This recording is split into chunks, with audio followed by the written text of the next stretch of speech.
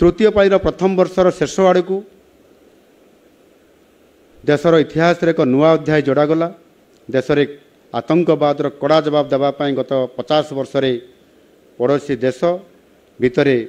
पशि आतंकवाद को सफा करने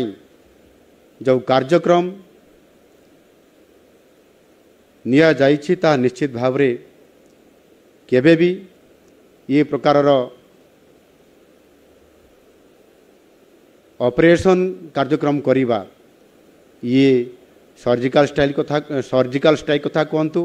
बा एयर स्ट्राइक कथा कहतु बा नुआ जो एबेकार सद्य घटना घटी आमर ऑपरेशन सिंदूर कथा आमे कहिबा। माननीय मोदी जी जे भली भाव निर्णय नहीं एवं भारत वर्षर प्रत्येक नागरिक जो आशा करुले बास बहुत हो गला एणिकी आमको उचित जवाब देवाई पड़ो एवं से ही भाषा रे मध्य मोदी जी ऑपरेशन सिंधु नारे जो भली भाव आतंकवाद विरुद्ध रे लड़ाई कले